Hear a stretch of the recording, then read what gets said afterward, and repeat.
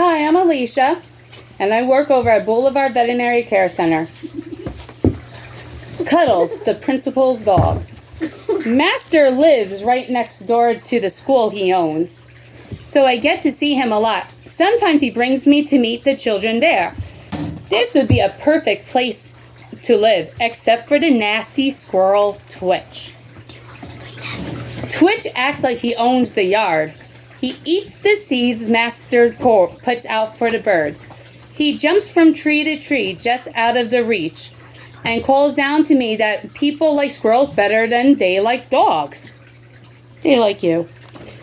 He says that's why Master ties me to a long rope leash when I'm in the yard. He says that's why Master puts me on a short chain leash when we go for a walk. No leash for me. Nuh-uh, Twitch brags. He runs back and forth just beyond where the leash stretches to. He says, "Ha! Your master doesn't make me wear a collar and leash to keep me in one place. He must not trust you, Cuddles." Twitch seems to wait for me to be watching before he'll climb into the garbage can at the edge of the playground. "Oh, Cuddles," he'll say, "there's wonderful tasty garbage in here today. He's a French fry and a half a bologna sandwich and some macaroni and cheese. I can't remember. Do you like macaroni and cheese, Cuddles?" I stand there drooling, knowing I can't cross the short distance to get into that delightful sounding garbage can. Sometimes the only way to avoid Twitch is to go to sleep. That's what I was doing when Twitch ran right over my nose. Yow, that hurt. I just knew he did it on purpose. And I went running after him. I was so mad that I ran so fast. Mom! That the rope leash broke. I kept on running, pulling that long rope with me.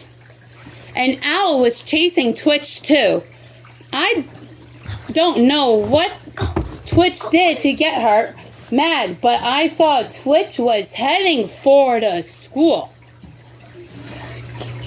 The man who works for Master cleaning and repairing the building had hung a big banner over the door that said "Welcome," because Master had invited special guests to come the next day. The man had left the door open while he was putting his ladder back in his truck. "Don't you dare go into Master's school," I shouted at Twitch. Guess what? He ignored me. In he went as though he owned the place, just the way he acts as though he owns the yard. The owl knew school was off limits, but he's all yours, she said, winging away. I was in the right, but the trouble was all the pets took Twitch's side. From room to room, I went chasing Twitch. A few things got knocked down or spilled or broken, but it was all Twitch's fault.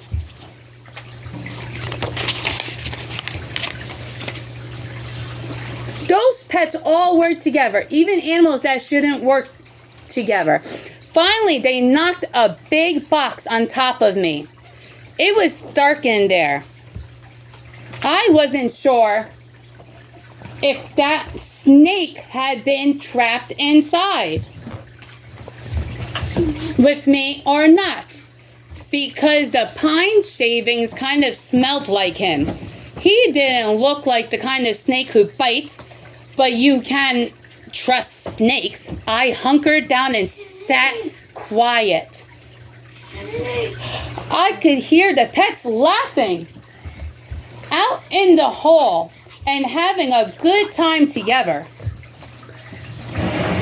It was like a party. The squirrel was telling jokes, mostly to do with me.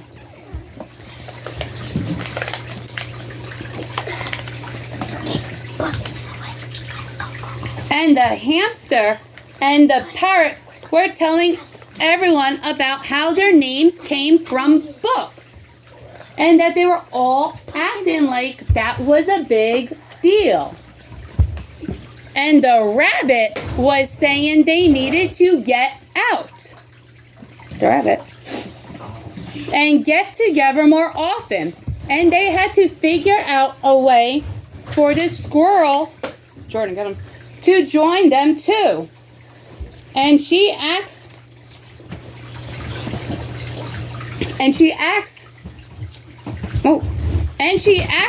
the rat if he could open all the cages again the next day. And the rat said yes. In between carrying on about something or other to do with Cinderella, and the turtle said they could all work on an art project together. And the geckos were saying they knew how to make a working volcano. And did anyone want to see? Even the fish were saying something. I don't know what. It was too bubbly for me to understand. I wasn't hearing the snake, which was part of the reason I suspected he was under the box with me. But I had just decided I needed to get out from under there. Snake or no snake, when suddenly there were sirens. And people came rushing in, shouting, "This is the police." I heard the pets scatter. Then someone lifted the box off of me. No snake. But I saw something worse. The person who had lifted the box was Master. Cuddles, what have you done?" he begged. Bad dog. I tried to tell him about the squirrel and about what the pets were planning, but Master had trouble understanding more than the simplest things I say. He usually gets, "I'm hungry and I want to play, and I gotta poop or pee," but that's about it. He obviously had no idea what I was saying there in the school. He had just taken a hold of my collar when other people ran into the room. Some had black hats and shiny badges. Some had red helmets and boots and a hose. "Is there a thief?" shouted one of the men. "Is there a disorderly conduct?" shouted another of the men. "Is there a fire in the walls?" shouted a third. And the fourth said, "Do you need us to knock a hole in the wall?" And he raised a sharp axe. "No!" Master cried. No. He sounded upset. Upset means danger. And any dog knows that. I lunged forward and barked at the man with the axe, barking, "Back! Master held onto my collar. "Cuddles," he ordered. "Sit." I sat because that's what a well-behaved dog does. But I kept on growling to warn the man that's better to be on his best behavior too. The man with the axe backed up so quickly he knocked into the man with the hose. The man with the hose backed up so quickly he tripped over the box that had covered me. He fell and must have done something to the hose because suddenly water shot out of it. Whoosh! The water hit Master so hard it knocked him down on his bottom. "Stop!"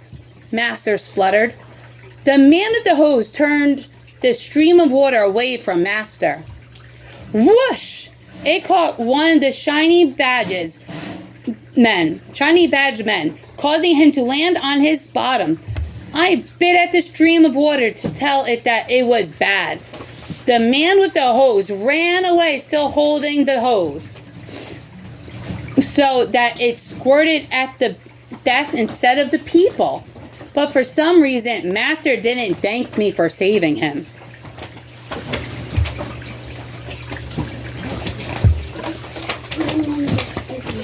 Once they got the water turned off, Master locked me in his office, while he and the men with the badges and the men with the helmets rounded up the pets.